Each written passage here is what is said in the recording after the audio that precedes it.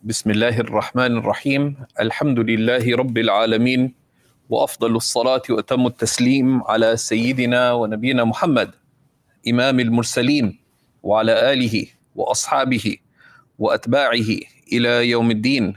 اللهم فقهنا في الدين وعلمنا التأويل وألهمنا رشدنا يا رب العالمين. Alhamdulillah, in our lessons on the Hanafi way, in which we're looking at this beautiful treatise by Imam al-Kawthari called Fiqh Ahl al-Iraq wa Hadithuhum, we are looking today at Abu Hanifa and his method. Right? So this text, which is a brief treatise, just 100 pages, gives key points about the way of Imam Abu Hanifa, but it puts it in the context of this being the way of the people of Iraq. And the people of Iraq are the people of that method that arose from the vision of Imam, of Sayyidina Umar ibn al-Khattab radiallahu ta'ala anhu, who under whose vision and rule Kufa was established as a great center of learning, and under whose rule Iraq became this great citadel of Islam in general, but Islamic knowledge in particular. Right? So that Imam Abu Hanifa just didn't emerge as a random independent genius, right? But he is part of a deliberate educational venture that is a fulfillment of the prophetic vision for the establishing of religious guidance that was upheld by Sayyidina by all the Khulafa, and about Sayyidina Umar. And we saw what Sayyidina Ali karramallahu ta'ala wajhah had to say about Iraq and the scholarship there. So in lesson 3 we looked at this background to the emergence of Imam Abu Hanifa, right? And that the people of, and how Kufa became this great center of knowledge, so much so that looking at the state in a comparative sense of knowledge in other lands, we see the statement of one of the scholars from Kufa, who said that Sibyanuna a'lamu minkum, right? That our children have more knowledge than your scholars, right? And we also saw a little bit about the presence of all the major sciences in Kufa and the great preeminence of Kufa as a center of language and as one of the centers of the great transmission of Quran, and also the place of Kufa in the science of hadith, right? But there was always this unique component to Kufa in specific, and to Iraq in general, which was the deep attention to the fiqh of the Quran, to the fiqh of hadith. Right?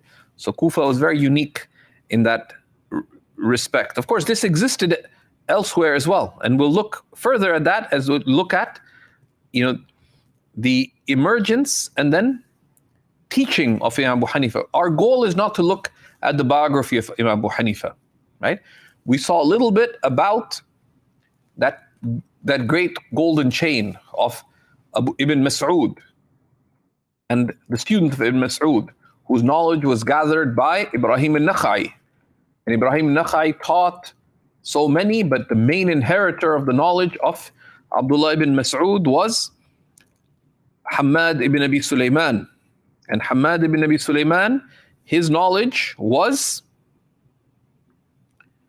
taken from and transmitted by Imam Abu Hanifa, right? So we looked at that background. So today we're going to look at how did Imam Abu Hanifa teach, right?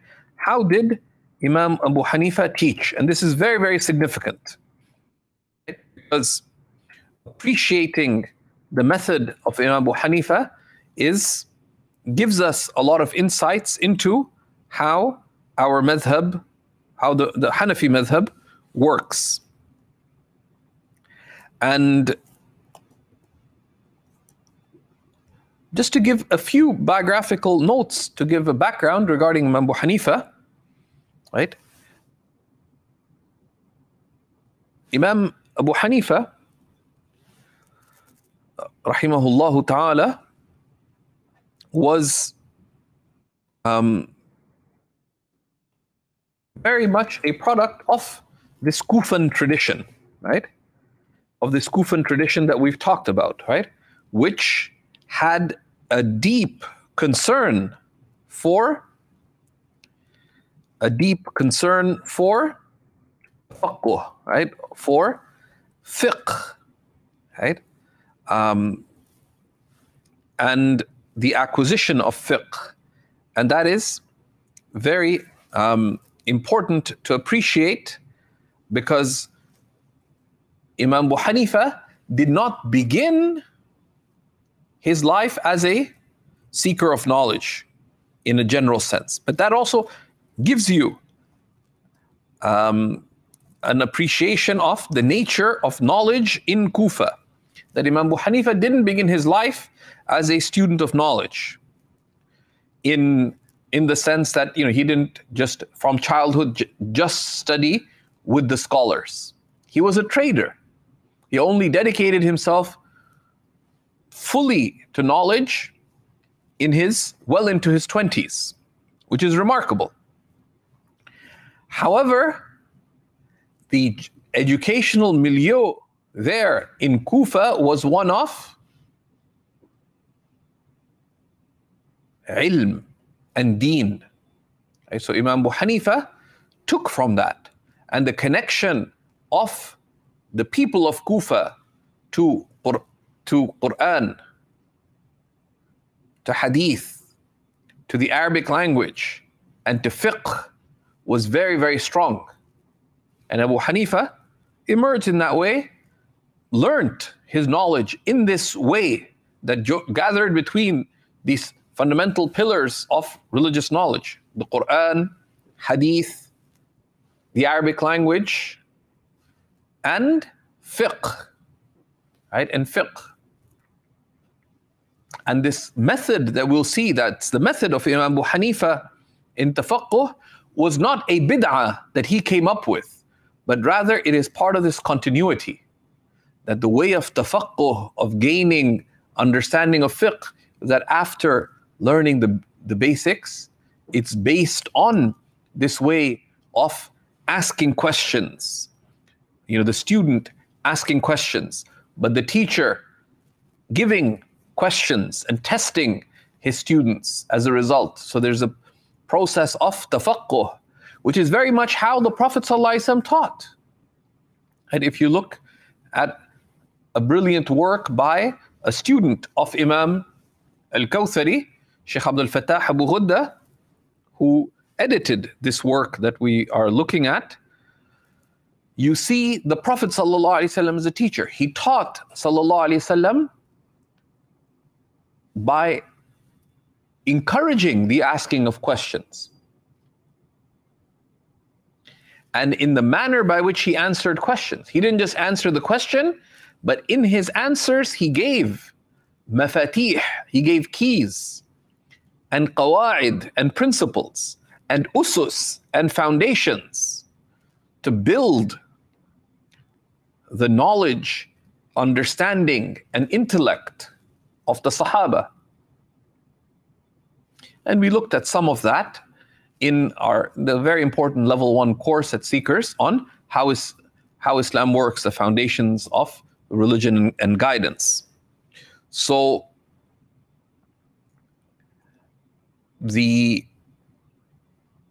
this way, sort of this dialectic way of a student not just being a transmitter of knowledge, right?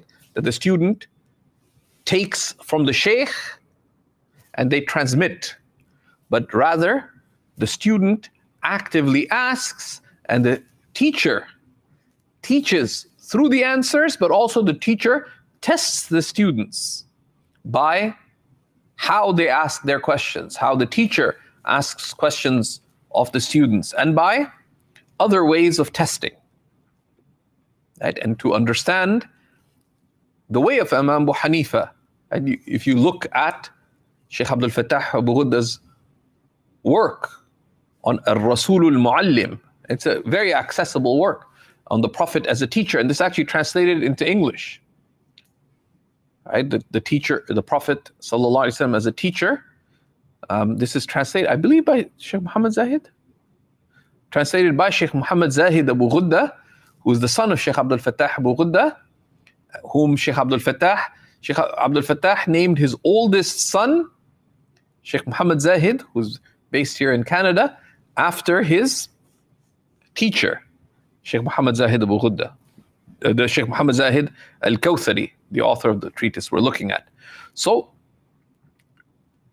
we will look today at how Imam Abu Hanifa taught, at how Imam Abu Hanifa taught, and some of the aspects of this way of teaching of our beloved Imam. Right? But it's important to put this in this context, right? That this is not something that just emerged, right? But rather, Imam Abu Hanifa, he learned in this way. Right? This was the way of the fuqaha of Kufa. This is the Mas'udian method that was laid down. You see similarly in the way Hamad taught Imam Abu Hanifa, the things that we know from that relationship, from how Ibrahim al-Nakha'i learned, right? How he taught. Right?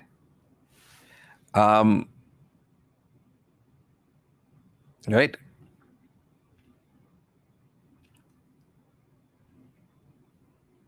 Right? Right?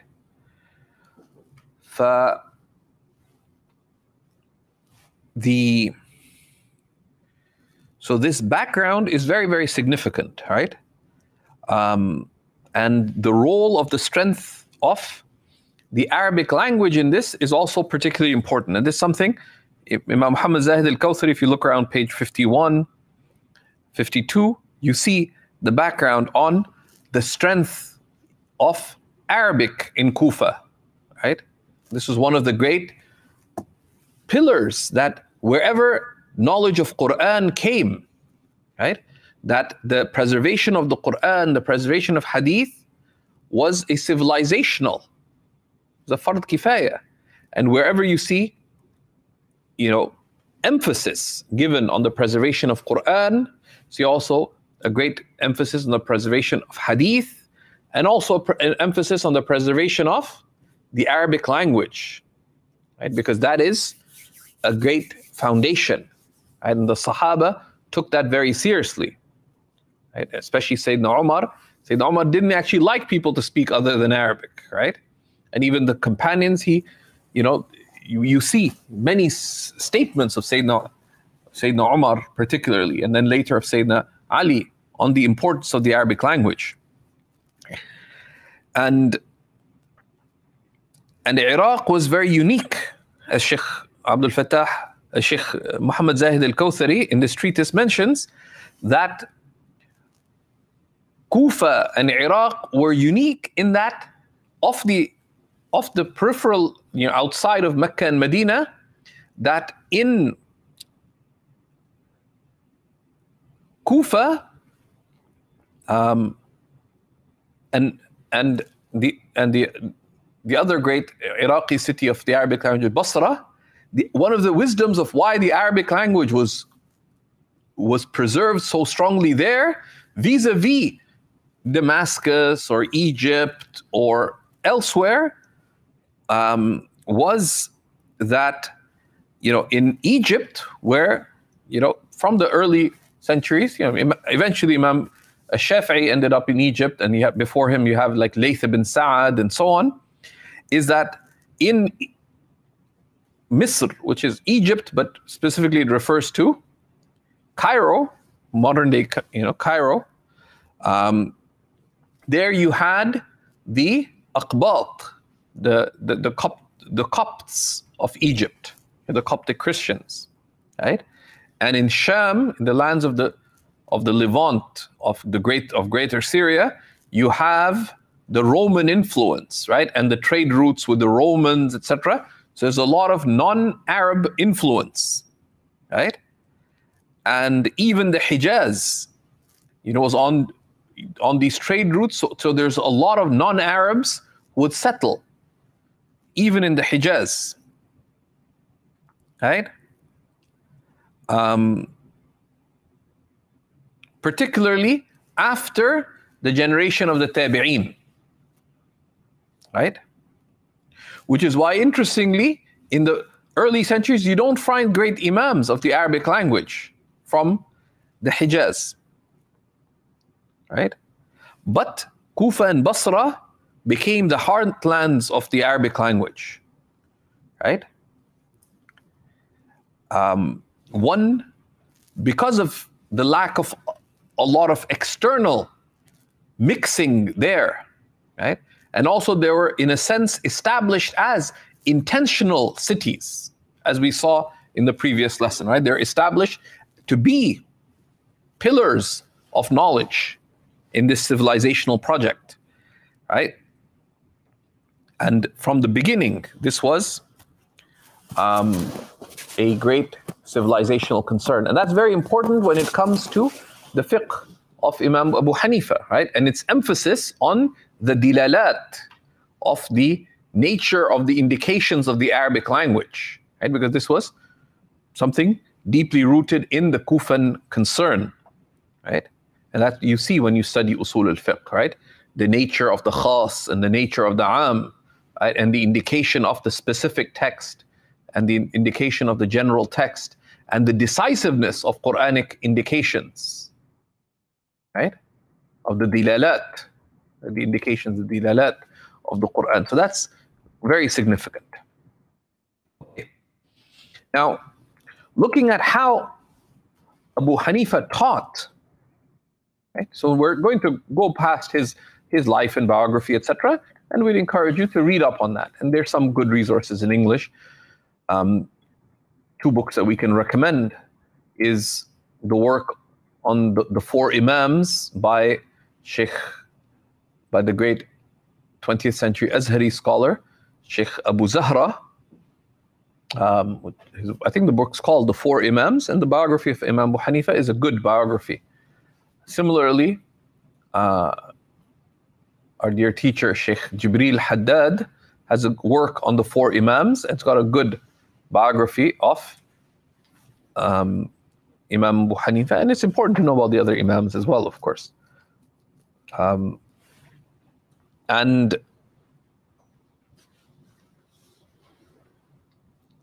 Right, Sheikh Imam al-Kawthari points out in his text some of the early books of biography of Imam Abu Hanifa, etc., and some of the late works. And one of the reasons he does this is to point people of knowledge in different directions, right?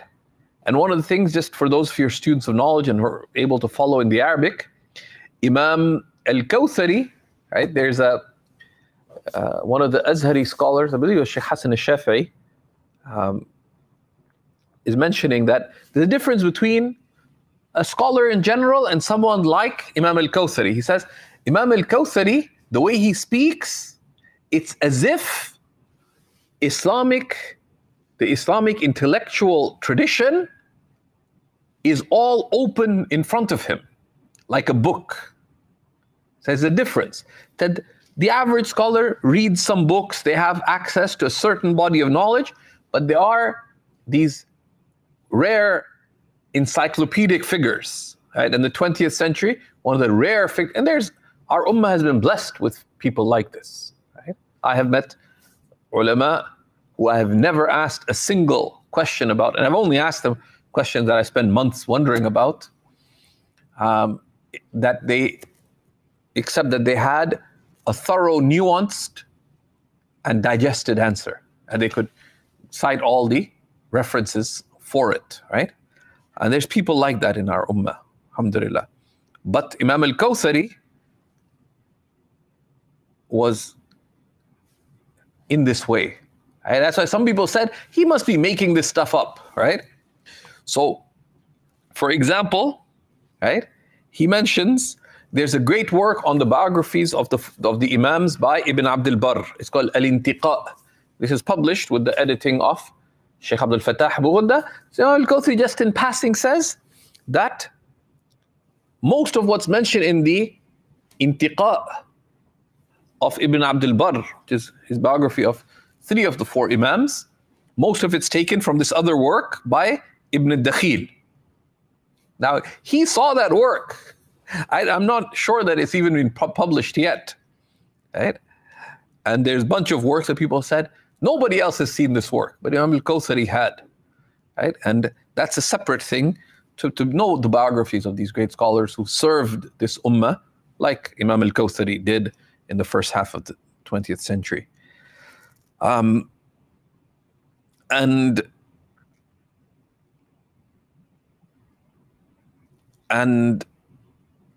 he mentions some of the back and forth. Some of the early hadith scholars spoke critically about Imam Abu Hanifa. And we've seen previously, some of it is because of this distinction between the method of the hadith scholars and the method of the fuqaha. And there is a pietistic tendency amongst some of the muhaddithin that got them very worried about the Hanafis. So you see some of the great imams of hadith being quite firm against Abu Hanifa or the Hanafis and so on, right? Some of it was just partisanship, but some of it has legitimate concerns if you look at it from their perspective, right? As we explained, that what are these guys doing? They didn't get it. They didn't get it, right? And there's a few of these, few of these scholars. But he mentioned some of these, and there are only a minority of the hadith scholars like this, like Al-Khatib al-Baghdadi, for example, or Ibn Adi, for example, right? But this was stirred up in the 20th century, and we'll come to that at the end. But Imam Abu Hanifa, right,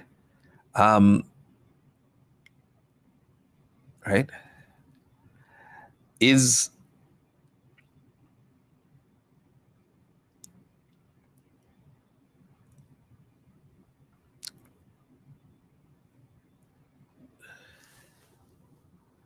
very unique in his standing of knowledge, right? In that, really, he's a culmination of this effort, right?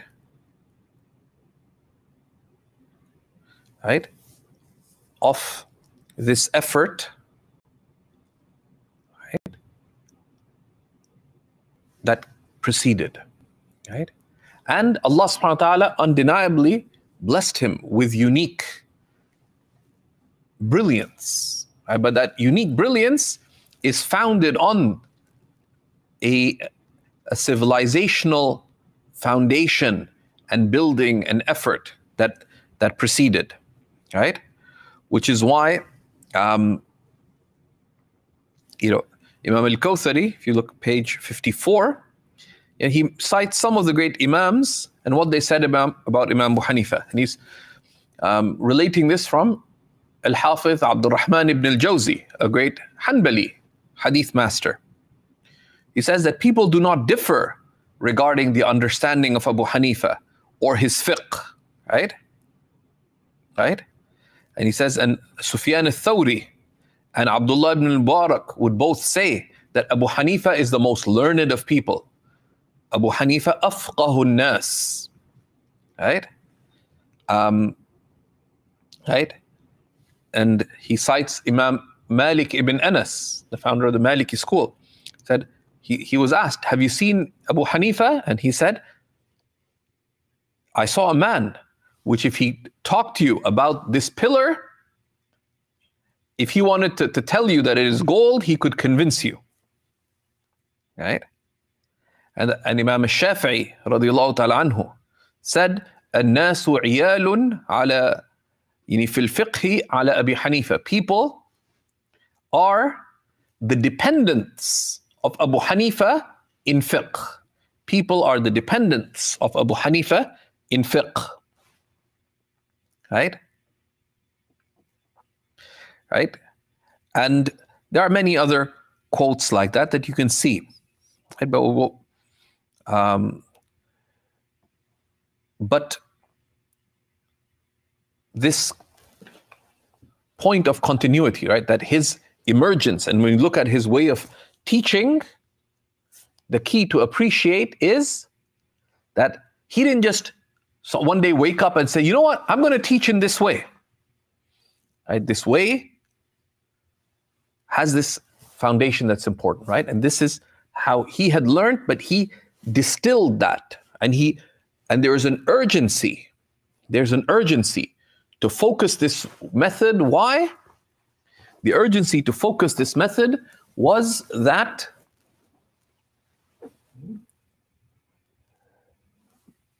with time, as we know from the Quranic promise, with time, there was a loss. There was a loss of that understanding, right? And things were becoming more complex as people became increasingly worldly. So he directed himself to really synthesize and formalize the teaching method of the way of the people of Iraq. And that's why the title of this treatise is so important, that this is not bid'atu Abi Hanifa, right? This is not something Abu Hanifa just came up with, but this issue of continuity, right? It's very, very important. So look at page 55. We can really say this is what of the later scholars would call this the way of mudarasa, the way of active learning, right? Right? And it's a it has certain characteristics. Amongst them, it is knowledge based on consultation. But what does he mean by consultation here?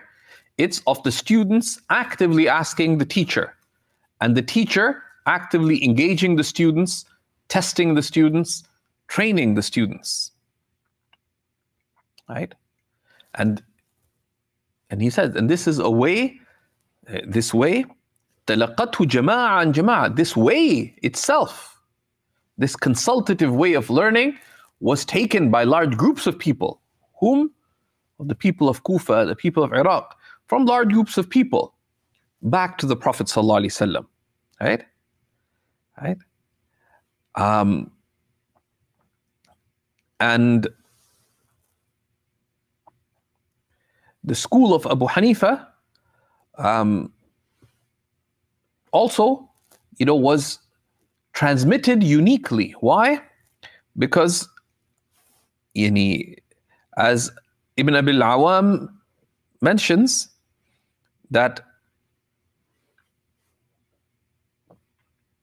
right, with his chain of transmission from Imam al-Tahawi, and he mentions the chain of transmission from Al-Mughira ibn Hamza, that the companions of Abu Hanifa who recorded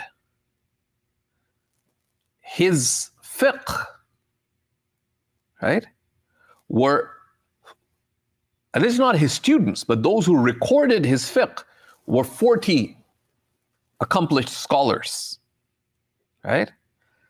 He says, Kubara al-Kubara, the most senior of the senior scholars, meaning of that age, right? Right? And, right? And similarly, Asad ibn Furat was of the people who took from Imam Malik. He said that the companions of Abu Hanifa who compiled works on the fiqh of Abu Hanifa and transmitted from him were 40 scholars, right? And he mentions the 10 who were the most senior of them, that we know. Right? And of course, the most senior of them, meaning by age and time, does not actually include Muhammad ibn al-Hasan. Right? Because in terms of seniority, of how long they spent with Abu Hanifa, he mentions it's Abu Yusuf and Zufar ibn Hudayl and Dawood al-Ta'i, who's one of the great imams of Tasawwuf, and Asad ibn Amr and Yusuf ibn Khalid al-Samti, who's also one of the teachers of Imam al-Shafi'i, and Yahya ibn Zakaria, and each of these had kept his company for decades, right? Right? And he gives examples, right, that of the case-based approach of Imam Abu Hanifa, right? And this is being narrated by one of the students of Imam Malik, right? That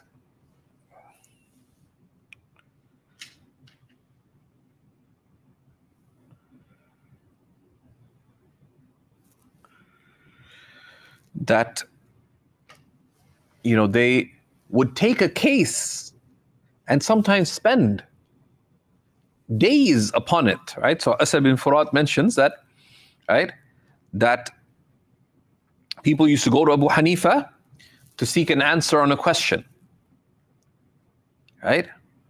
And Abu Hanifa would present response after response, right? The students of Abu Hanifa would present response after response. And then they would raise it to Abu Hanifa, and they would ask him questions regarding it, right? And sometimes they'd spend 3 days going back and forth on the issue, and then they would record it. And this is also one of the ways that there were multiple narrations from Abu Hanifa, right? Because issues would be raised to Abu Hanifa, and there's multiple examples here, but the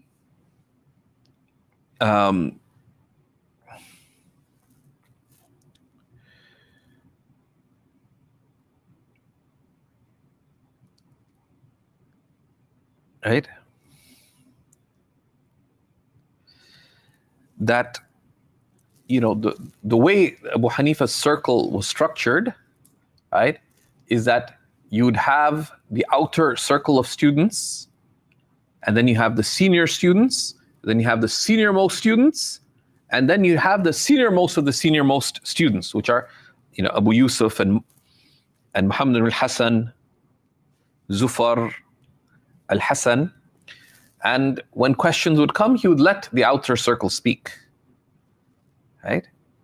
And he'd listen, right? And sometimes he would approve of one line of reasoning or another line of reasoning, and sometimes people would record that. And then, you go to the senior students, then the more senior students, right?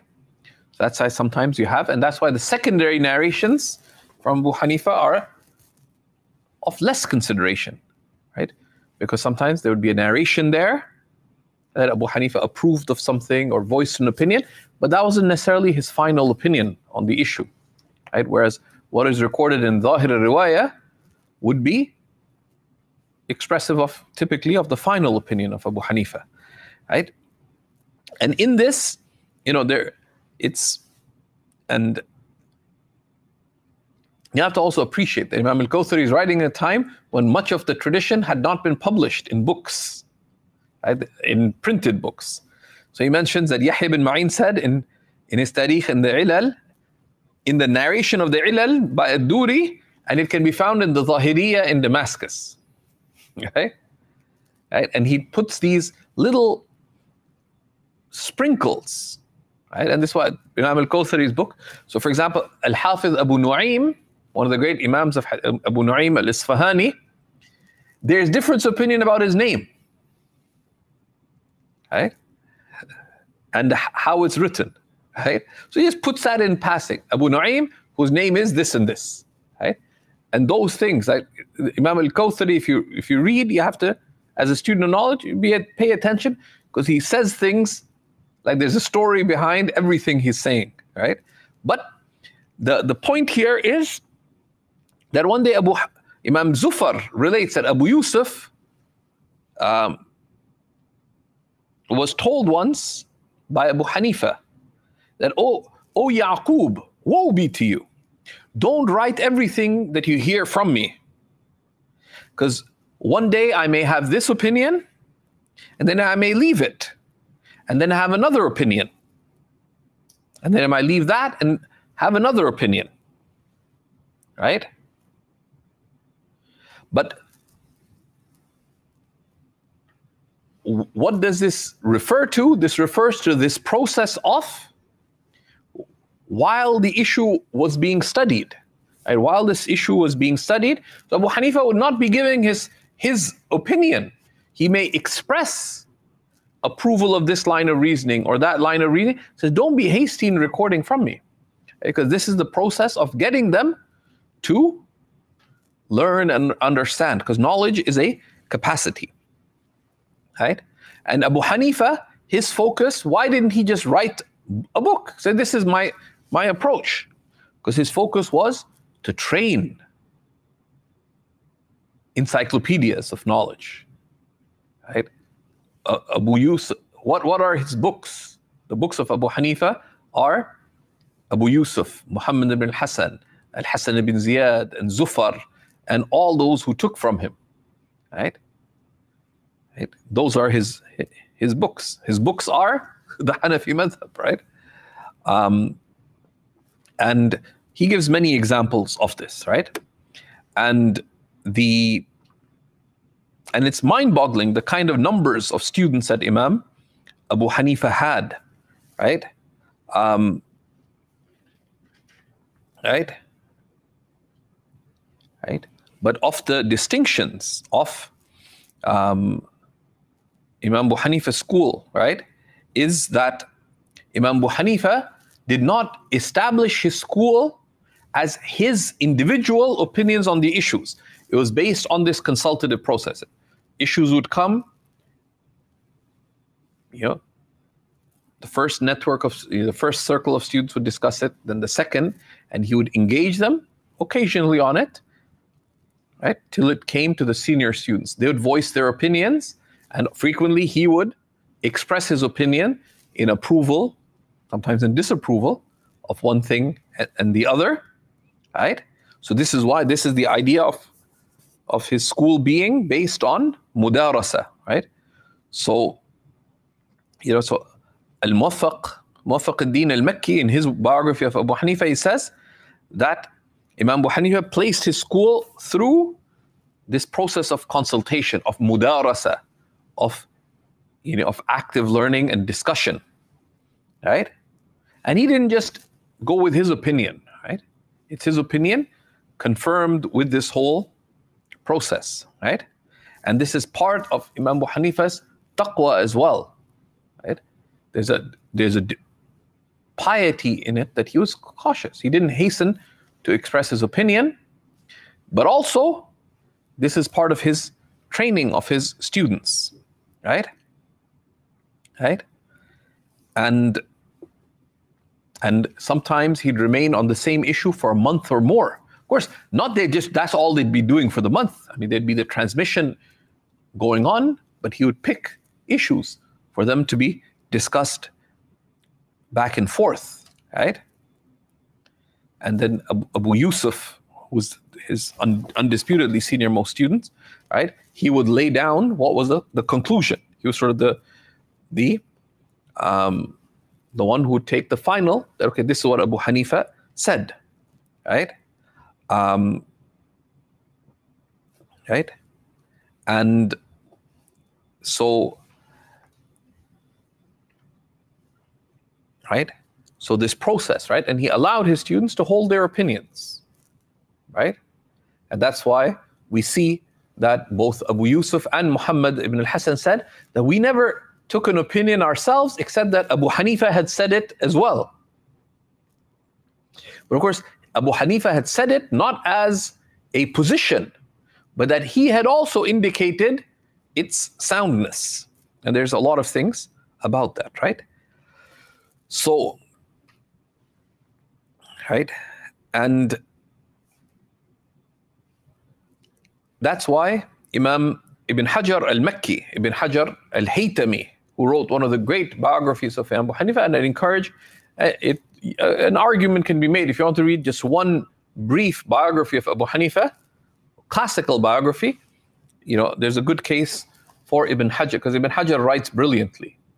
Ibn Hajar al-Haytami al-Makki, الخيرات الحسان في مناقب أبي حنيفة النعمان, right? That no Imam of the Imams of Islam, right, had the number of companions referring to close students, and students, right, like Abu Hanifa. And the ulama did not benefit, nor did the general public benefit in any way comparable to how they benefited from Abu Hanifa, right? Right? In terms of his students and companions and students and the benefiting of the scholars, right? And likewise, what they benefited from the successors of Abu Hanifa in the understanding of unclear hadiths and in the deduction of rulings and in addressing new legal matters. Right? Of course, and Imam Ibn Hajar al-Haytami is saying this, and Ibn Hajar al-Haytami is a reference for fatwa in the later Shafi'i school, right? So he's speaking as someone who's looking in, right? Right? Right? And there's really good discussion on why did Abu Hanifa's madhab spread, right? Right? Right? Right? And this is one of the critiques that people make, right? And he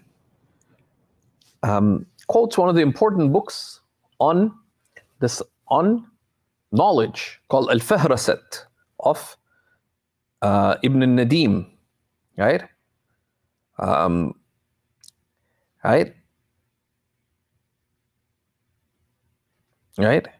And he says that knowledge by land and by sea, in the east and in the west, in distant lands and coast lands, emerged as a result of Abu Hanifa's recording it. And of course, he didn't record it himself, but he laid down the way for knowledge to be recorded. It is his students' writings that structured fiqh into the chapters that it's structured in. And it is through the structuring of the chapters of fiqh by the Hanafis that the hadith scholars structured the books of hadith according to those logical chapters, right? Right?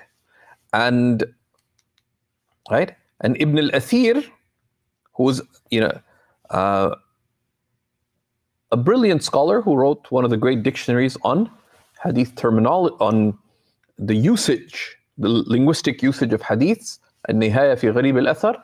He wrote a wonderful work called Jami' al-Usul, in which he gathered the major collections of hadith together. And it's a beautiful work, and it's been well served by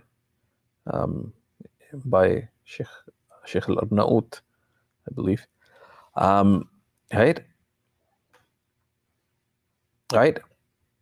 That he, right? That there's a great, and Ibn al-Athir himself is not Hanafi, right? And this also from the fairness within Islamic scholarship, right? That a lot of these things, that these quotes that Imam al-Kawthari is mentioning are not from Hanafis, right? That yes, there are scattered people quoting this person and that person from history saying biased, unfair things. But look what the Imams of the Deen say. And this is something that's an important aspect as well, right? That there's a great divine secret. Ibn al-Athir is a Shafi'i, right? That there is a great divine secret in that half the ummah, at the very least, from the earliest times to our times, and he's speaking 6 centuries later, about 6 centuries later, right? That half the ummah or more worship Allah according to the madhab of this great Imam, right? Right? Right? Right? So this aspect, right, of this collective, this active study, and that's, of tafaqquh, and also the madhab being, this way coming to Abu Hanifa in an inherited fashion, right? That Abu Hanifa didn't sort of was not a solitary, like Abu Hanifa is not he just emerged without chain of transmission. But if you want to use the Hanafi usage to Abu Hanifa, right?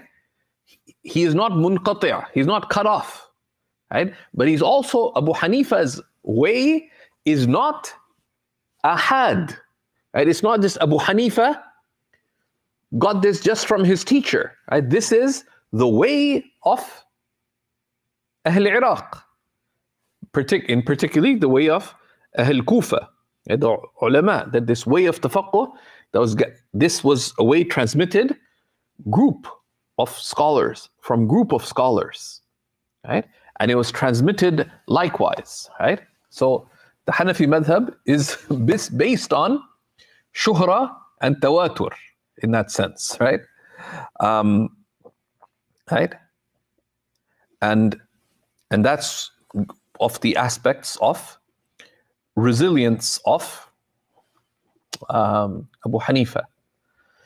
Now, he also quotes some words of comparing, from Ibn Khaldun in his Muqaddimah. And the Muqaddimah of Ibn Khaldun is one of the works that students of knowledge, as students, have to read.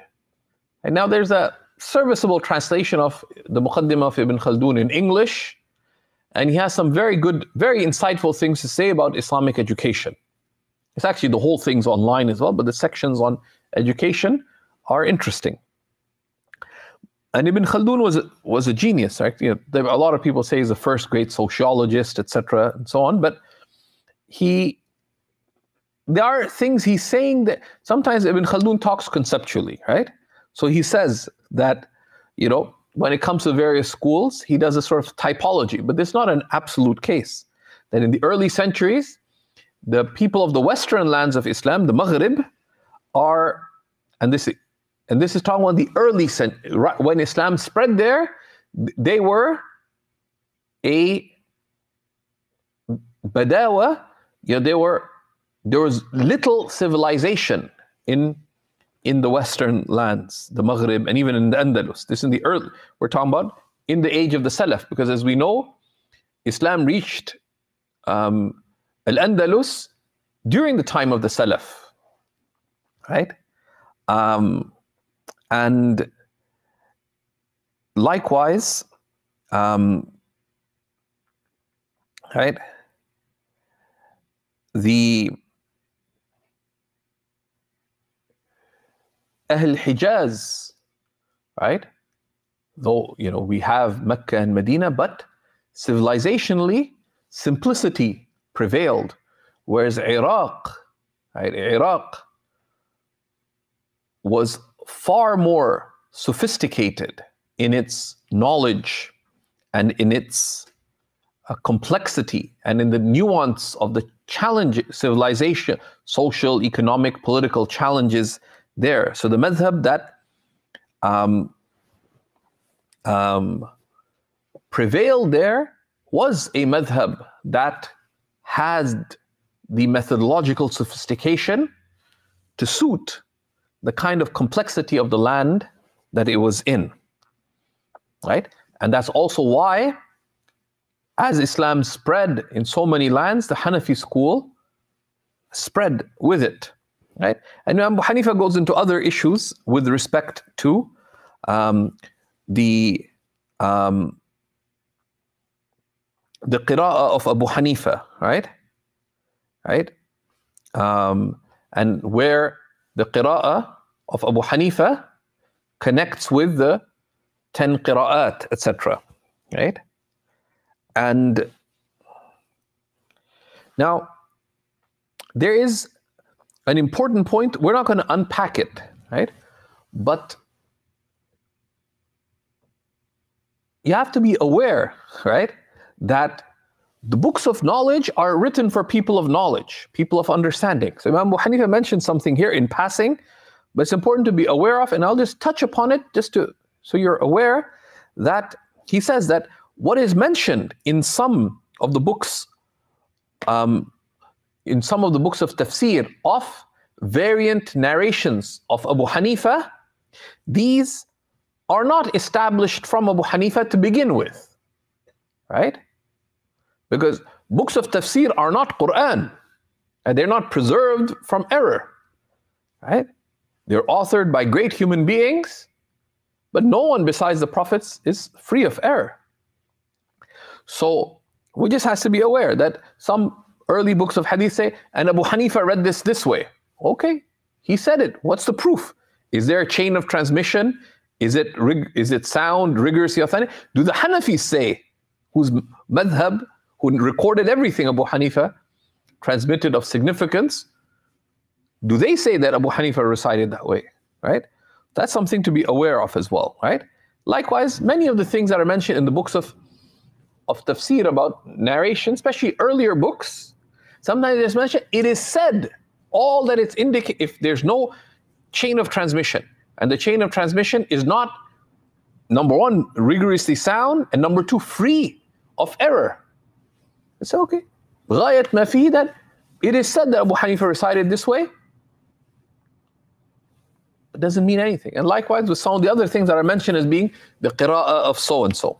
Right? And the issue of the qira'at when it comes to Quran, right? And the existence of qira'at shadha, of non-mutawatir narration, right?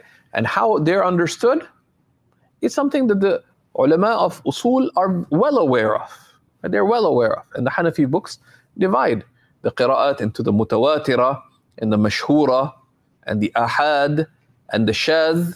And the shadh does not take the ruling of Quran, but you know, it can bring out a nuance of meaning if it doesn't go against the mutawatir. Right? And there's principles, and it's already addressed. Right? And you have to be careful, because some of the people who go into these things, even if they're Muslim, they're sort of living in academia, they sort of go back to books. Why? Because they got a PhD in something, so they think they can jump into every subject.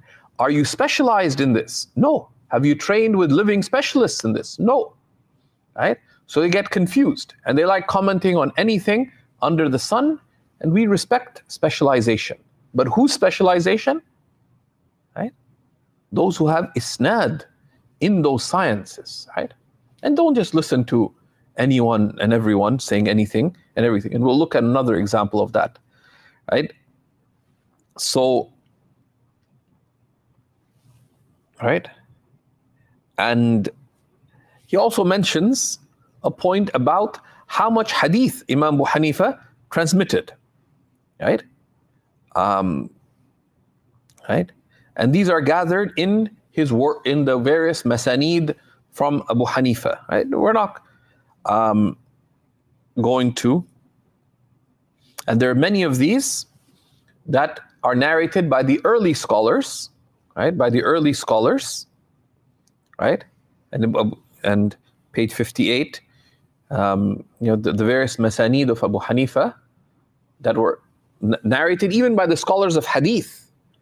You can find some examples cited by Imam al-Kawthari, and he's mentioned this because even, you know, the hadith transmission of Abu Hanifa were even with the muhaddithin. But of course, we have the hadith transmissions of Abu Hanifa, including the 17 masanid that were gathered from Abu Hanifa that are well known.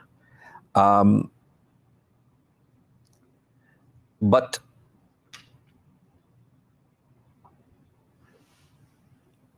he'll tell us about, because one of the critiques of Abu Hanifa, of the Hanafis, are that they don't have much involvement in the science of hadith, right?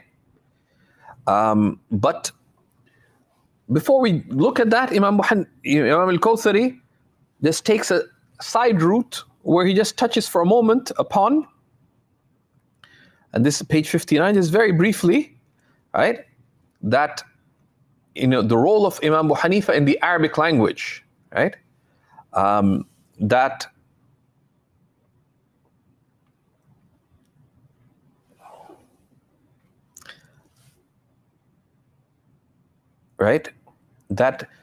the greatest of the Imams of the Arabic language, and he mentions a few of them, amongst them Abu Ali al-Farisi and as-Sayrafi, who's one of the commentators on Sibawayh, and Ibn Jinni, right?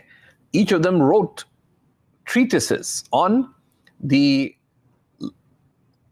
opinions of Abu Hanifa in the subtleties of the Arabic language, right?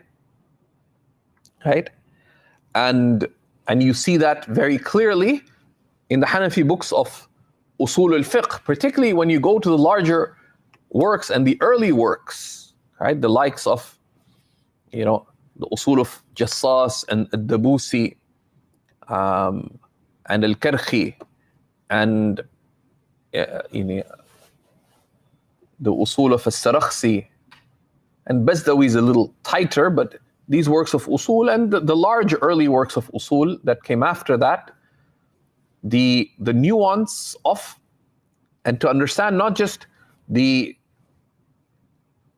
principles of interpretation, but the underlying reason for why. If you look at the Mabhath al-Huruf, how Abu Hanifa approached the usages of the particles in the Arabic language, right? And the deduction of rulings from that, etc.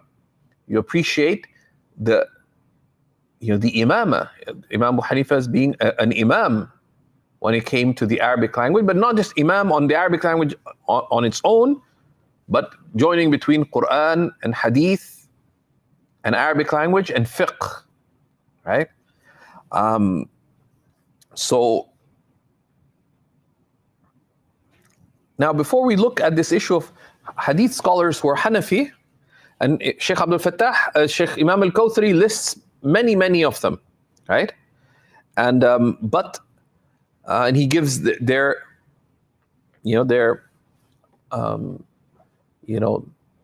brief biographical details about them. We don't want to go into that, but something important to mention, because it comes up, and this is why beware, right? There's a basic principle of knowledge, right? That if someone says something, a basic question to ask is, هل لك سلف فيما تقوله? Do you have predecessors who have said this before? And online, we love everybody. We love everybody. هذا خلق الله. Even people we may disagree with, they're Allah's creation. We have no existential objection. We love the human beings more than we love creation. We love the believers more than we love human beings, right? And those believers who have religious concern, whether we agree with them or not, we love them even more.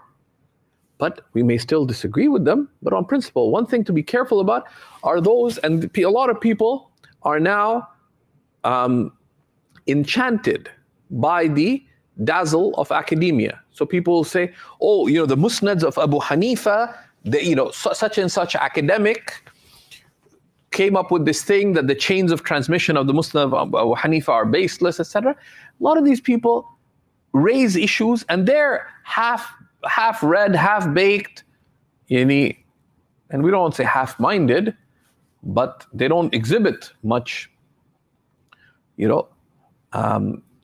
So, for example, some of the musnads of, some of these musnad works of Abu Hanifa that are related, some neo-Orientalist comes up with this conclusion that the Hanafis just made up chains of transmission to try to prove that their Imam transmitted a lot of hadiths. Right? And for a Muslim academic to be saying something like that, firstly citing a non-Muslim's research, right? And then just think what you're saying. If you went and said to someone is saying that, so-and-so is my father and my grandfather was so-and-so, and he say he is lying about just a worldly claim. What would you say if someone said that just a regular person was lying about their family? See, Hamza, if someone told you, like if in your presence someone said that Ghain is lying about where he's from and who his parents are, which is not something that's Ghain's not an important person. How would you feel about someone saying that about Ghain and you don't even know Ghain?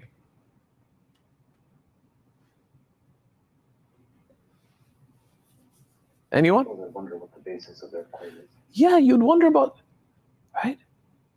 But in general, right? Now, of course, we don't accept someone's statement just like that. We verify it. But to go and make these broad dismissals, right?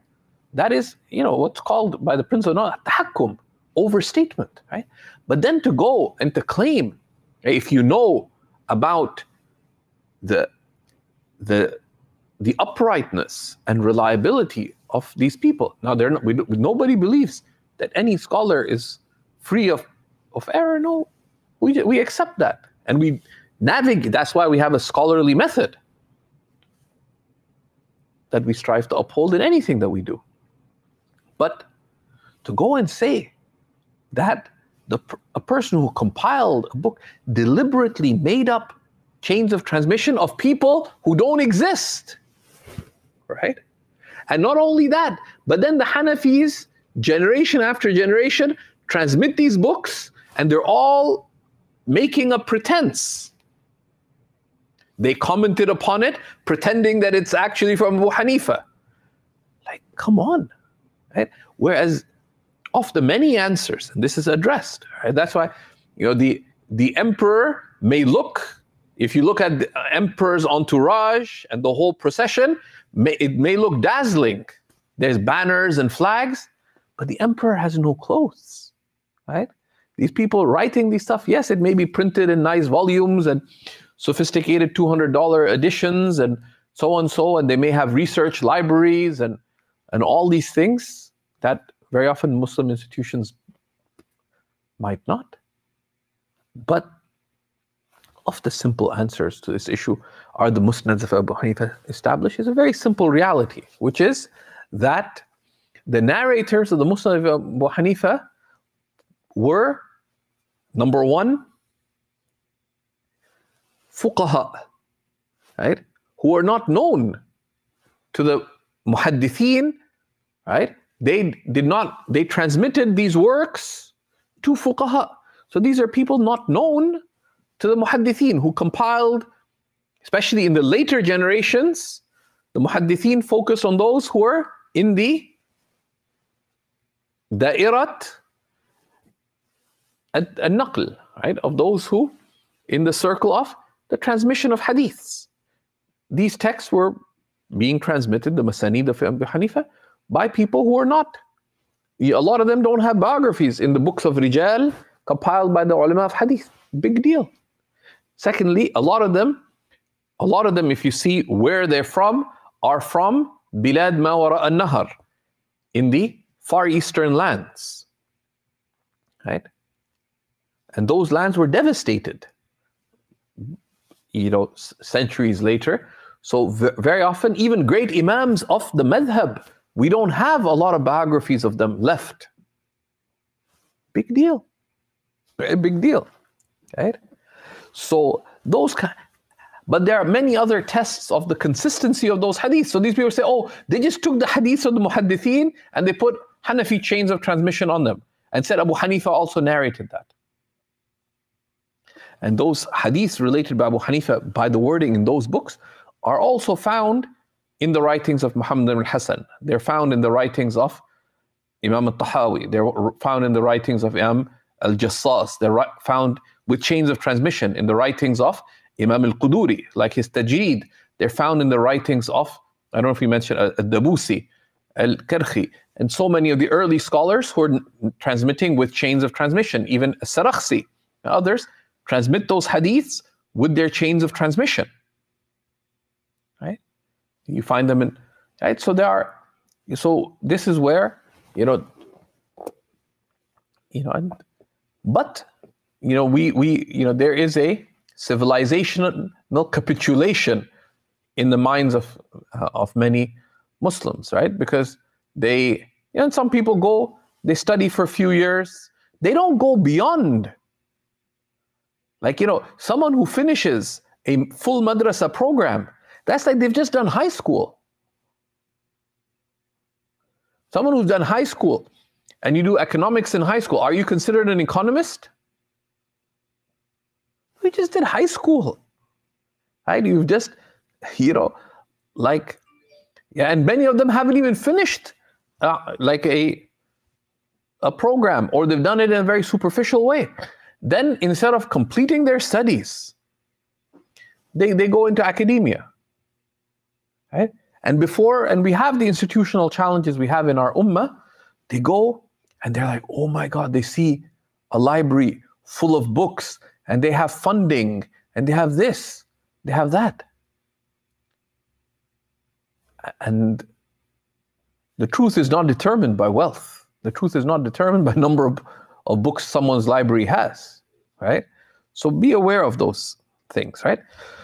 So then Imam al-Kawthari does an act of compilation for the second part of the final third of the book. He mentions some of the great imams of the Hanafi school who were hadith scholars. And from the students of Imam Abu Hanifa himself, right, from the early centuries, many of his closest students were hadith masters. Amongst them, the likes from his own students, people like Imam Zufar, right, who died 8 years after Abu Hanifa in the year 158, right? And he was also a great Imam of Hadith, one of the closest students of Abu Hanifa. Ibn Hibban, the great Imam of Hadith, praised both his memory and his precision in Hadith, right? And he wrote he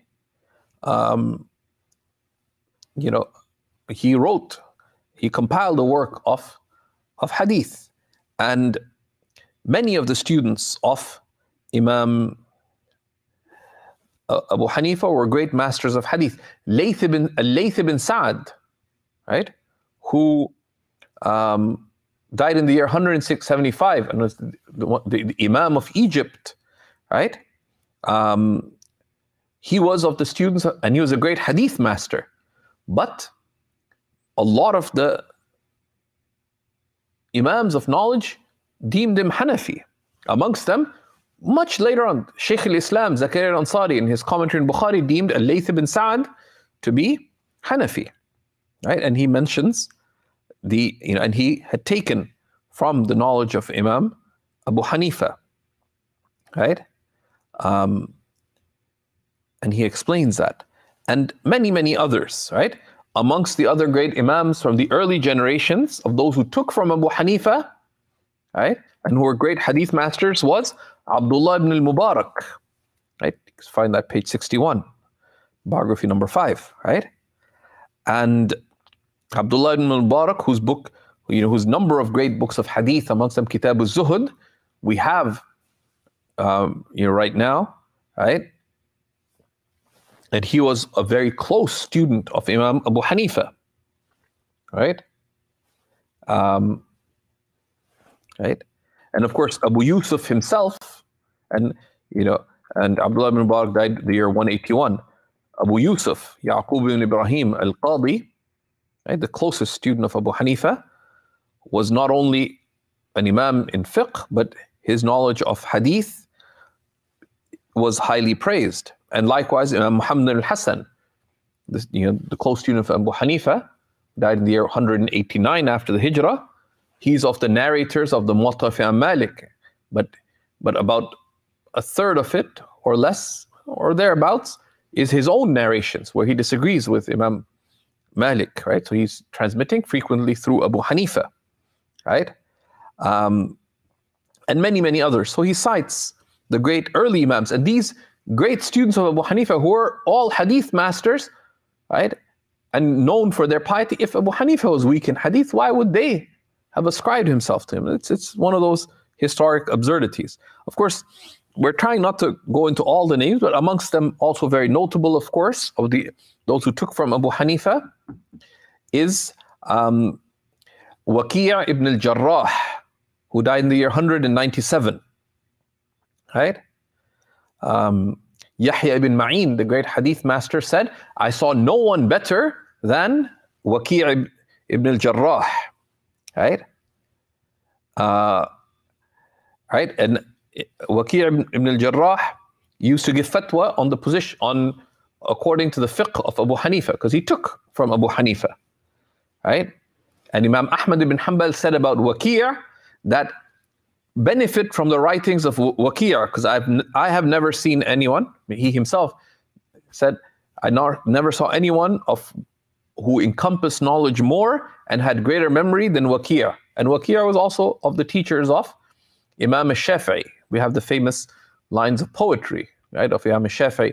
شَكَوْتُ إِلَى وَكِيعٍ سُوءَ حِفْظِي فَأَرْشَدَنِي إِلَى تَرْكِ الْمَعَاصِي وَقَالَ إِنَّ الْعِلْمَ نُورٌ وَنُورُ اللَّهِ لَا يُهْدَى لِعَاصِي. He said that power. That, Imam al-Shafi'i said, I complained to Waqi' the power, for the weakness of my memory. So he guided me to the leaving of sin. And he told me that knowledge is a light, and the light of Allah is not granted a sinner, right?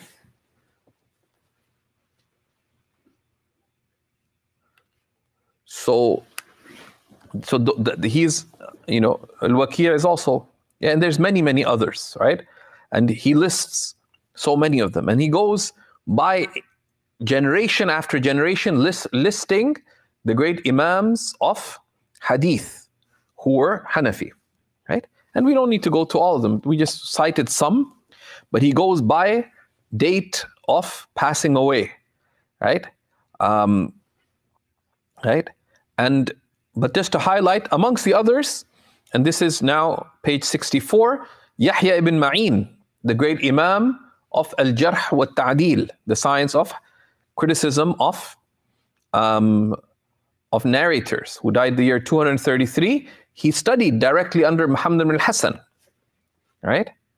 And he took hadith from Abu Yusuf, right? Right?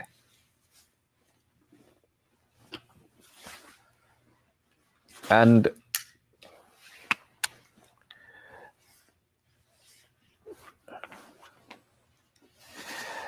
Bismillah, right?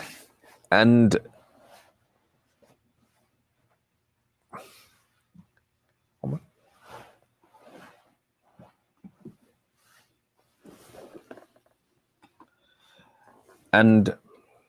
just one second.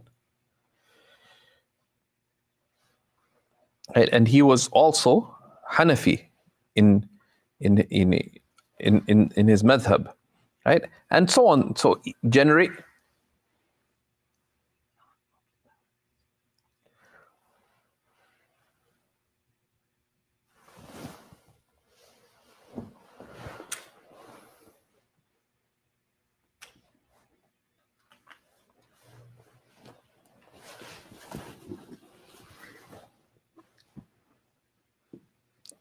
sorry.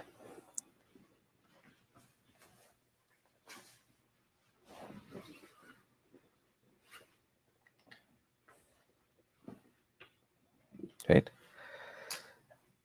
And he goes at length, right, to show that this idea that the early Hanafis weren't connected with hadith. He saw that the companions of Abu Hanifa had, the closest companions of Abu Hanifa were all of great standing in hadith. And he goes generation by generation in the through the 3rd century, right? And till the end of the 3rd century. And then you have one of the great Imams of the 3rd century who died in the year 321 is Imam Abu Ja'far al-Tahawi. And Imam al-Kawthari wrote a brilliant biography of Imam al-Tahawi, who died in the year 321, right? And the author of the famous Aqidah al-Tahawiyya, but he above all was a great Imam in the science of Hadith and a great Hanafi faqih, right? Who was at the level of ijtihad in the Hanafi school, right? And then he continues throughout the 4th century, generation after generation of great Hadith masters, amongst them late in the 4th Islamic century, who died in the year 370. This is biography number 41, page 68. Imam Abu Bakr Ahmad ibn Ali al-Razi al-Jassas. Imam al-Jassas died in the year 370, the author of arguably the greatest work on Tafsir Ayat al-Ahkam, and a great Hadith master, right? And author of one of the great early books of Hanafi Usul, and again, right? Brilliant in his knowledge of the science of Hadith. And then it continues, right, into the 4th Islamic century, like the 5th Islamic century, likewise. And amongst the great Hadith masters, whom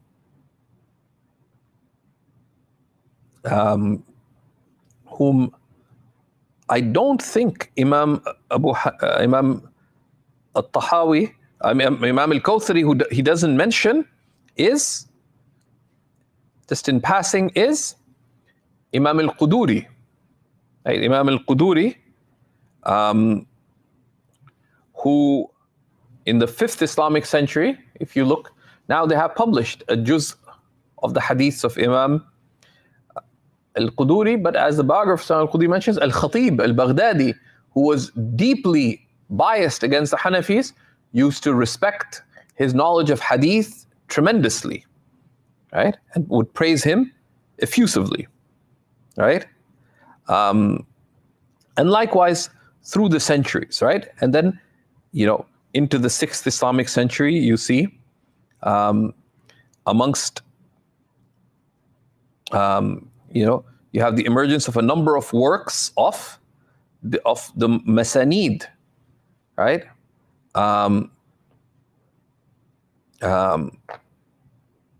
Right? Right? Like Abu Abdullah ibn Khusro al-Balkhi, right? Who died in the year 522. But being from Balkh, many of those chains of transmission were outside the radar of the scholars of Hadith, right?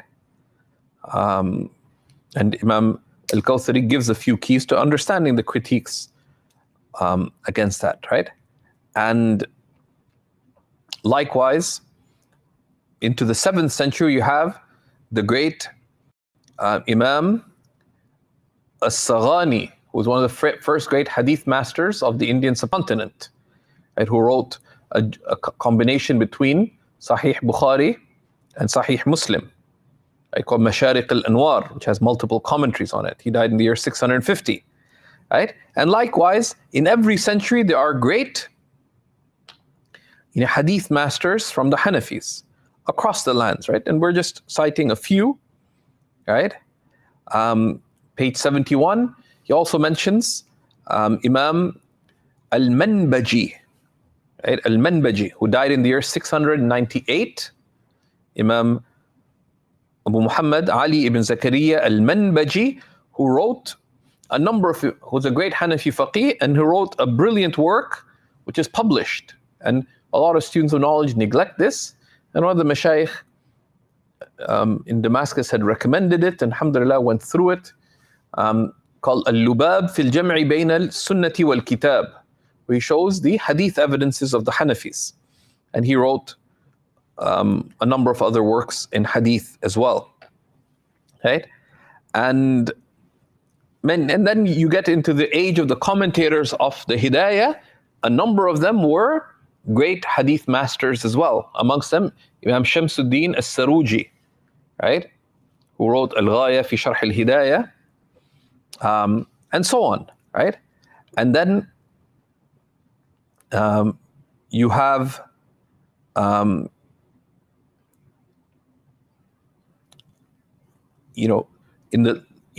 great resurgence of Hanafi hadith scholarship, particularly in Cairo, in the 8th and 9th Islamic centuries. And we don't want to get lost in the names, but amongst those who emerged in the 8th Islamic century, right, and there's many, many great imams of that, is Imam Jamal al-Din al-Zayla'i, right, who died in the year 762. Imam Jamal al-Din Abdullah ibn Yusuf al-Zayla'i, who wrote the great referencing of the hadiths of the Hidayah, and one of the greatest works of hadith referencing in general. Imam Jamal al-Din Abdullah ibn Yusuf al-Zayla'i, who died in the year 762. And you have others. Hafiz al-Mughlutai, who died 762 as well. And right, and you can see if you go through and this is not, of course, it's a selective mention of some of the great hadith scholars who are Hanafis. In the 9th Islamic century, again, you have a lot of great hadith masters amongst the Hanafis. One of the notable ones, this now on page 73 of the text, is Imam Al-Hafiz Badr al-Din al-Aini, Mahmud ibn Ahmad al-Aini, right? Famous as Badr al-Din al-Aini. His name is Mahmud ibn Ahmad, who died in the year 855. Right? Imam al-Kawthari wrote an extensive biography of Imam al-Aini in the opening of the publication of the published edition of Umdat al-Qari. Imam al-Aini is one of the two great commentators on Sahih al-Bukhari. Right?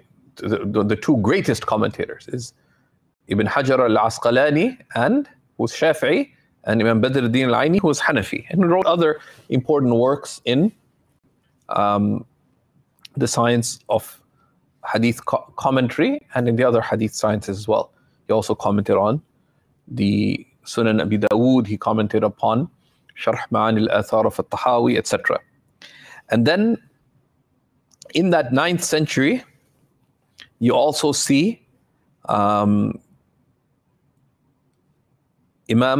Kamal al-Din ibn al-Humam, the author of Fath al-Qadir, the greatest commentary on the Hidayah, and his commentary on the Hidayah makes manifest his brilliance and depth of knowledge and imama in the science of hadith, contrary to what some would baselessly argue. Right? And he died in the year 861 after the Hijrah. And of his contemporaries and students, there are others like Imam Taqiyuddin al-Shumunni, who died in the year 872. And of the closest students of Ibn al-Humam, the great Sudanese Hafiz, Allama Qasim ibn Qutlubuha, who died in the year 879 after the Hijrah, right? And whose brilliance in the science of hadith is manifest by many of his works, right? And also late in the 9th century is the great Hafiz and Faqih Ibn Malak, Abdul Latif Ibn Abdul Aziz, right? Ibn Farishta, known as Ibn Malak, who wrote many important works, amongst them a commentary on As-Saghani's Masharik al-Anwar is published. And his son was also a great hadith master. So Ibn Malak died 885, right? And likewise, every century, right? And we're not going to go into each of these centuries. In the 10th century, you have the great Indian hadith master, student of Imam Suyuti's, Imam Ali al-Muttaqi al-Hindi, who wrote Kanz al-Ummal, which at that time was the largest single compendium of hadith of the Prophet sallallahu alaihi wasallam. So he took al-Jami' al-Kabir of Imam Suyuti, who tried to gather as many of the hadiths of the Prophet sallallahu alaihi wasallam, and he added significantly to it. And he died 975, right? And then you see the emergence of some of the great hadith imams in the 11th century of the Indian subcontinent, right? And we're skipping over, of course, 1014, before we get to the Indians, in the year 1014, you have the great Afghani hadith master, of many great Afghani hadith masters, but just we're being very selective in mention here, Ali ibn Sultan Muhammad al-Qari,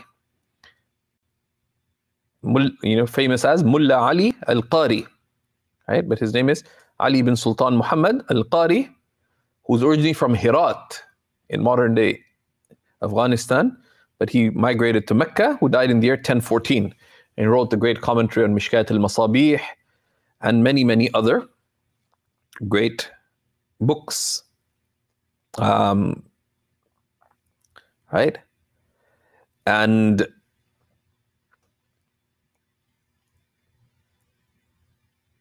then you have, in the year 1052, died the great Muhaddith of India, Shah Abdul Haq al-Dahlawi, who wrote one of the great commentaries on Mishkat al-Masabih, Lama'at al-Tanqih, and many other important works, and one of the great revivers of hadith teaching in the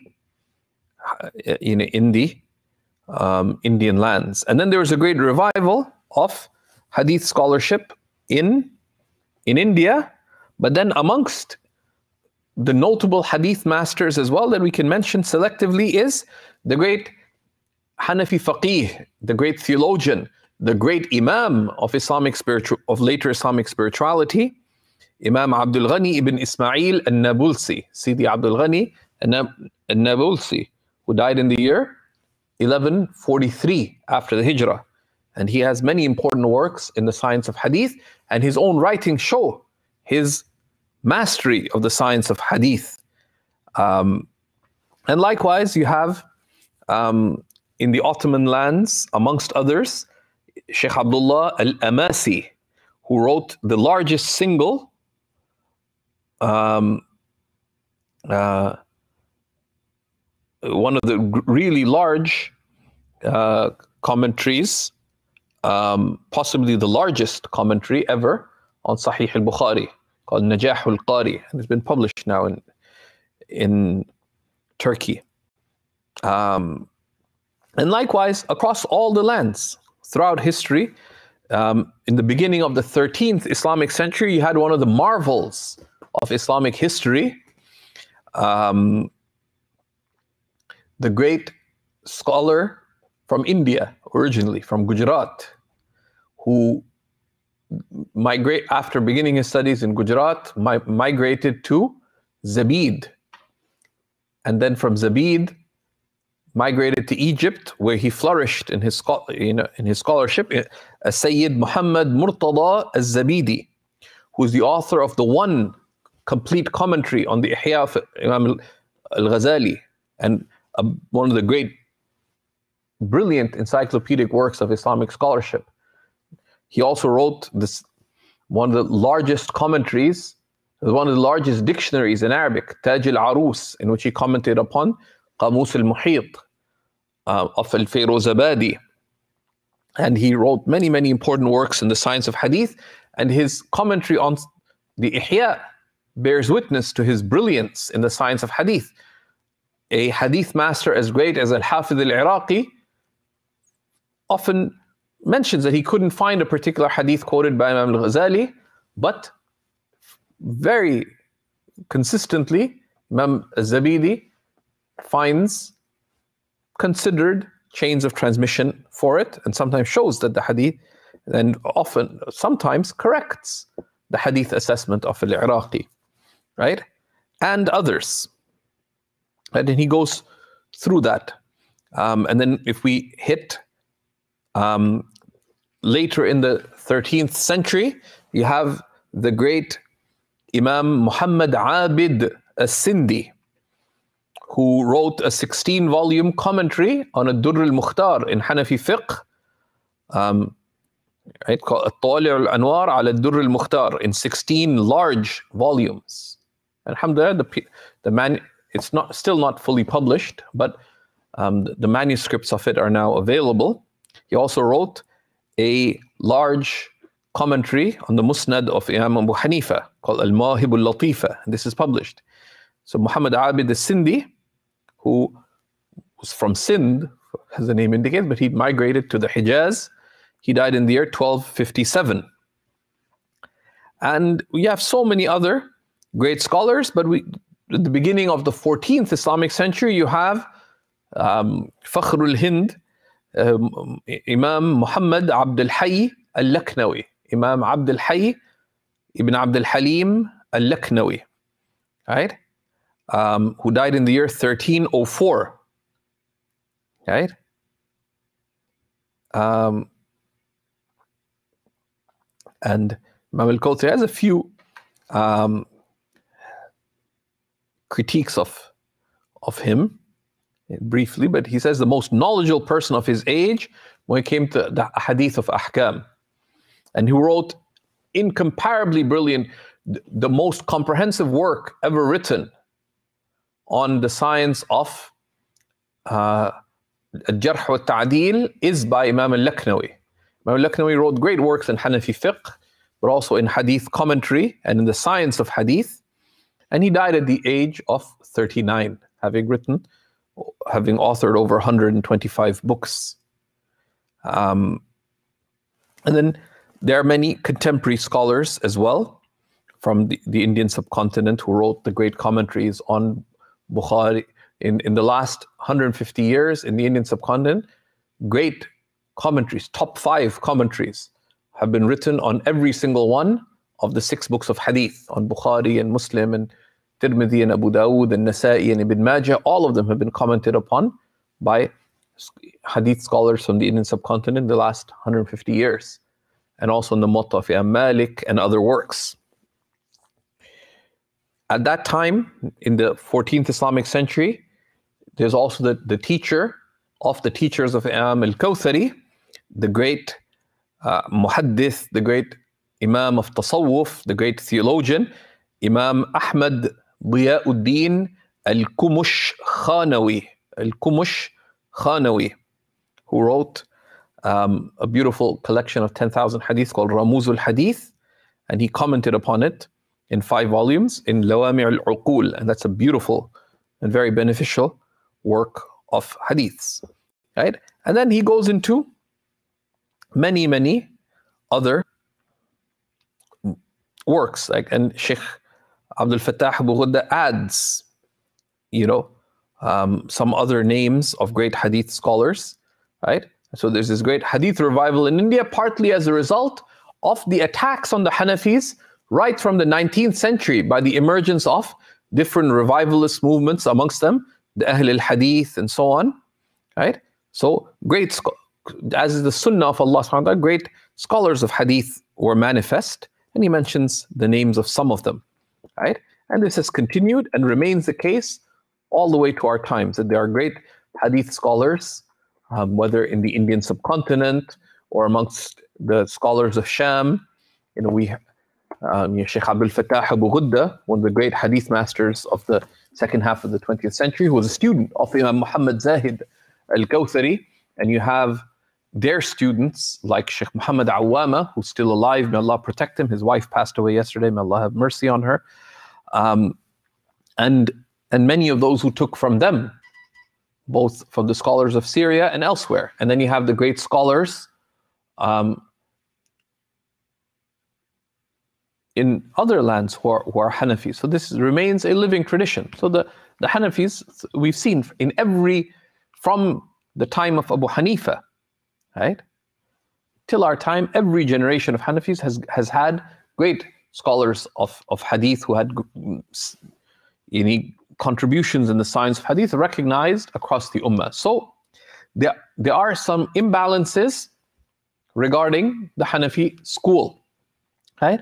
That this idea that, that the Hanafis were disconnected from hadith, we have to be aware that the hadith scholars' method differed in approach to hadith. Their focus was on transmission. The reasons that we mentioned, we won't dwell on them again, but as a result of this varying method when it came to dealing with hadith, most of the hadith masters, and we've seen so many examples of them who were themselves Hanafis, right?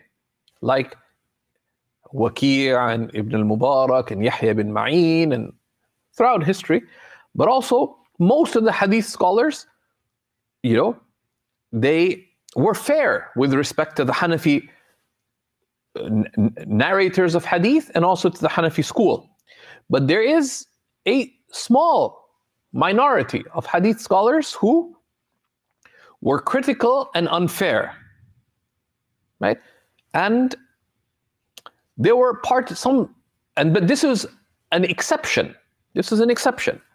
Some of it arising due to methodological differences, right? We can mention 3 of them briefly. Some because they critique some of the Hanafi narrators that they're weak because they narrate different types of mursal narration, so they're not to be relied upon. And that's not fair, but it's a fair difference of opinion, right?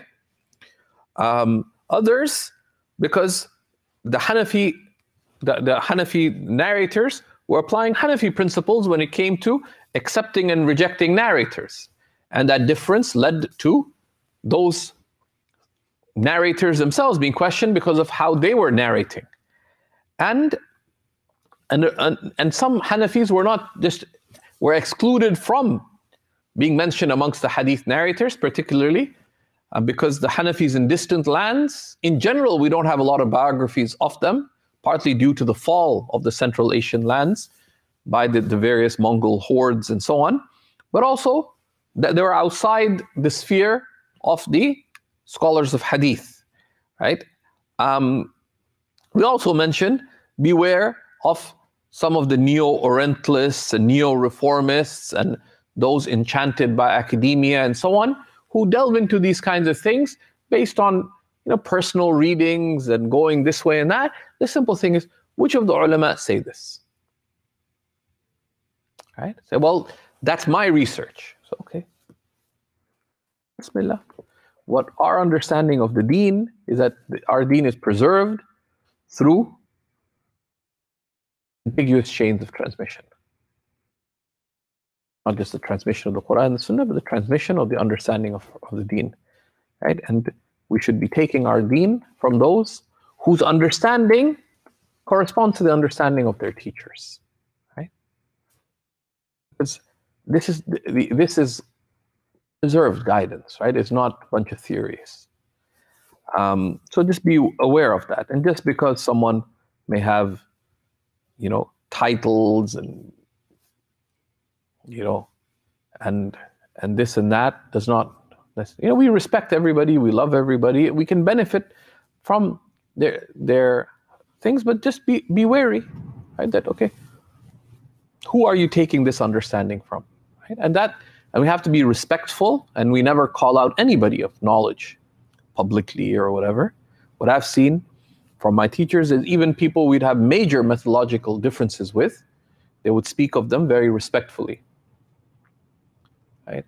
The day after Sheikh Nasiruddin al-Albani passed away, my own teacher, Sheikh Nuh Keller, came to Damascus for some other reason. So on my desk at home, I had a copy of one of the refutations of Sheikh al-Albani.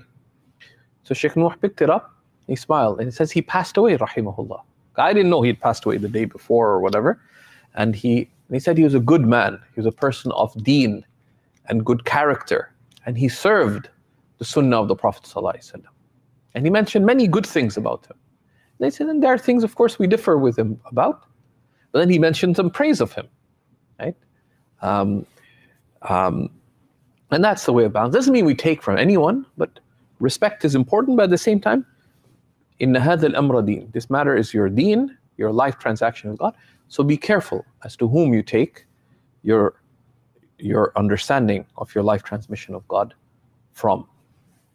Right? And especially one of the fitnas of our age is sort of academic Muslims. It doesn't mean we dismiss all of them, but just be aware. Just be aware. Just having a degree from an Ivy League school or one of the big British universities, whatever, if anything, should make you wonder, right? Because these institutions are built on dhulm, on the usurpation of the intellectual heritage of others. How did Princeton or Oxford or Cambridge get their manuscripts from? The Muslims were, right? They are fruits of an imperialist, colonialist, hegemonic attack on the ummah, and we should, we deal with them calmly, but know thine enemy, right? Like they're not.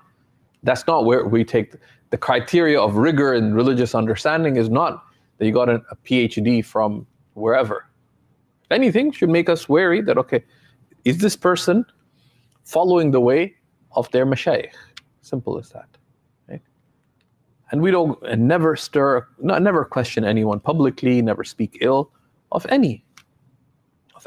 But khudhu hidrak, but be wary.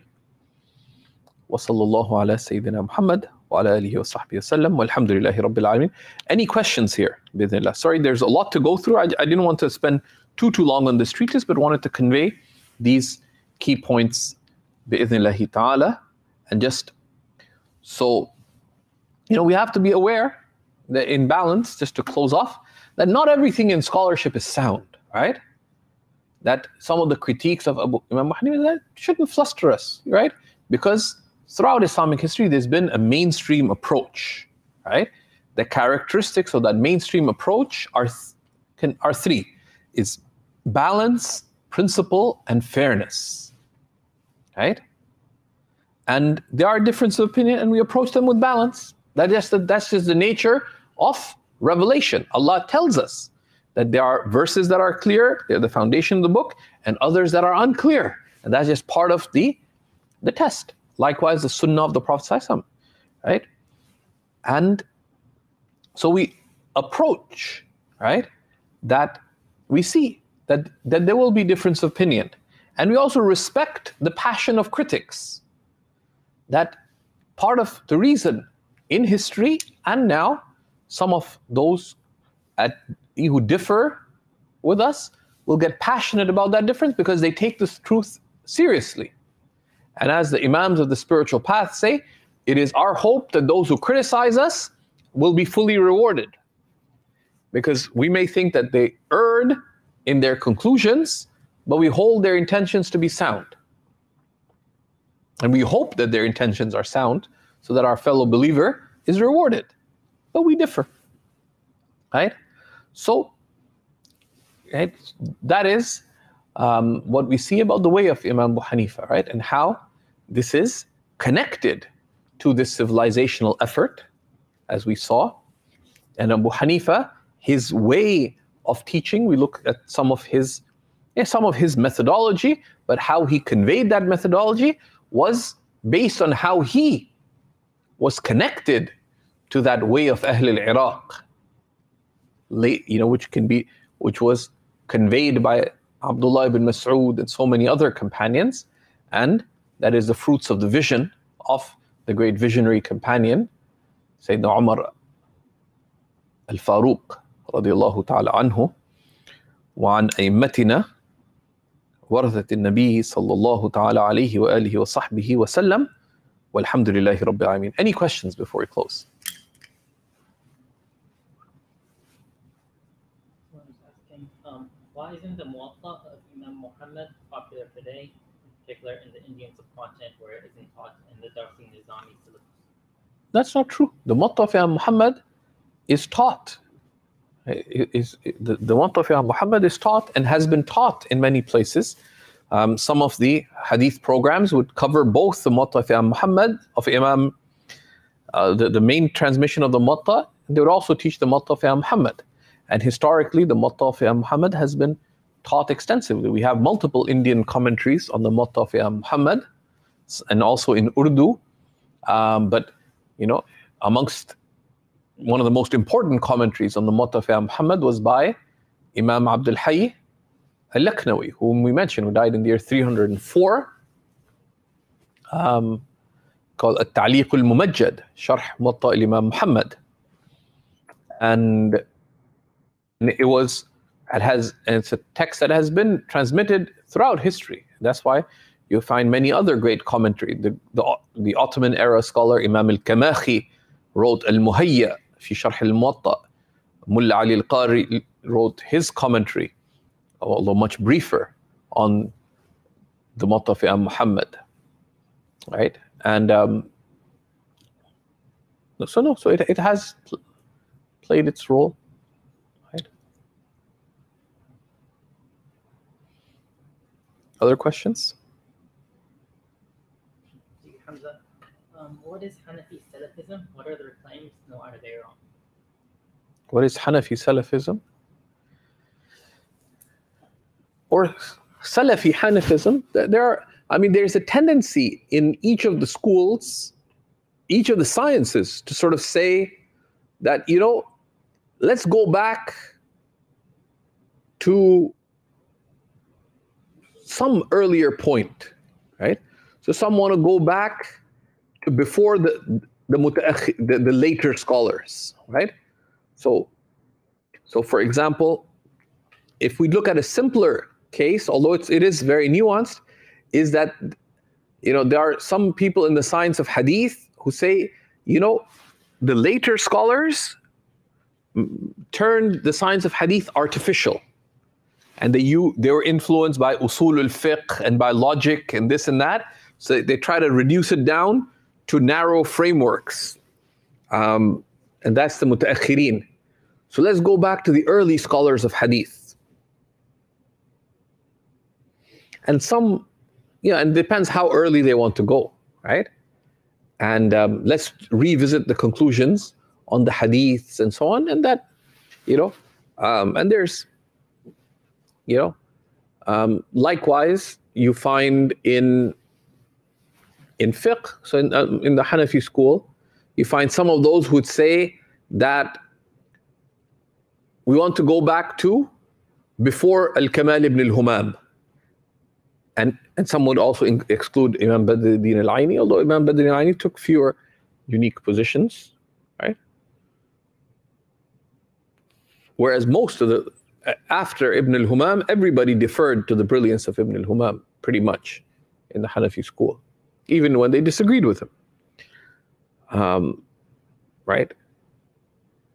And that's some people will do that. We want to go to the commentators of the Hidayah pre-Ibn al-Humam.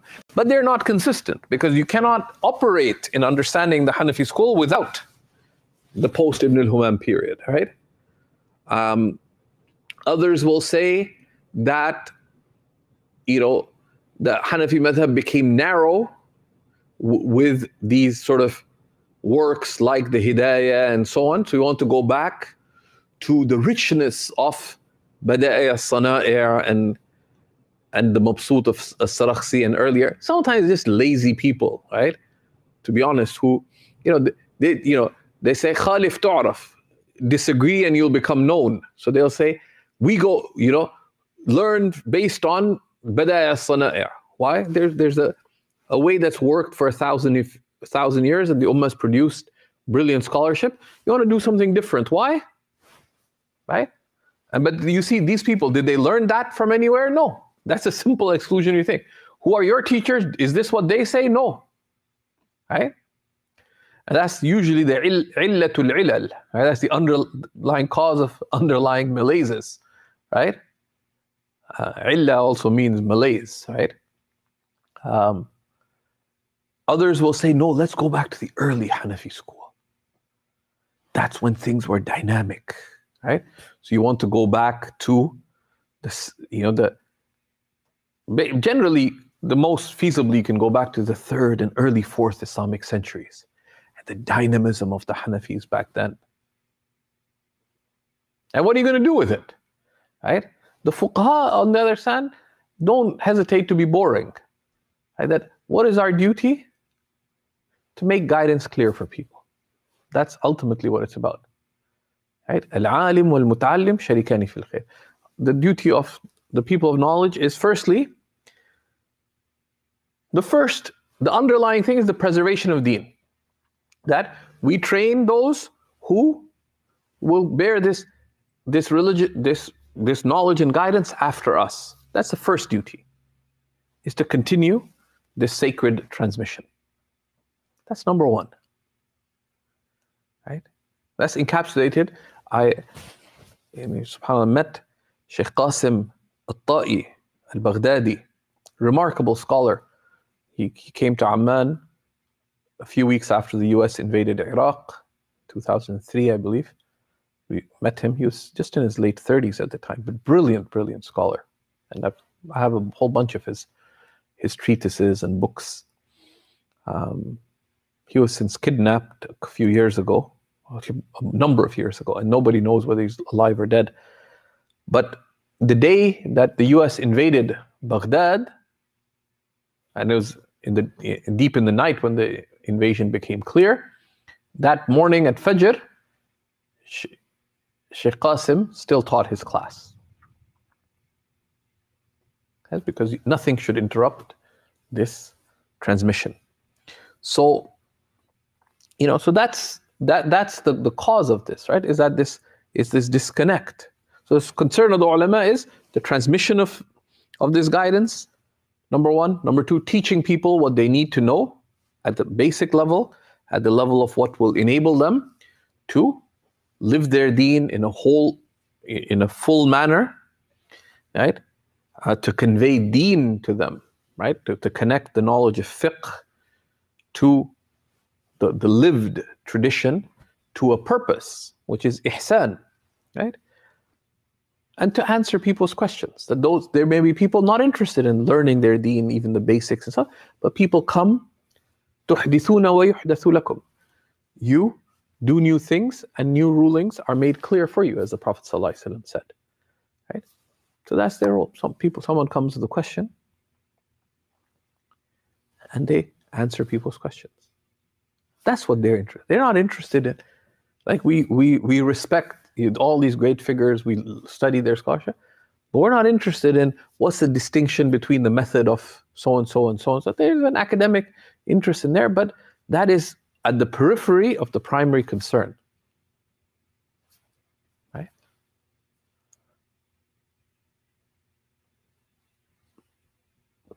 Wallahu subhanahu wa ta'ala alam.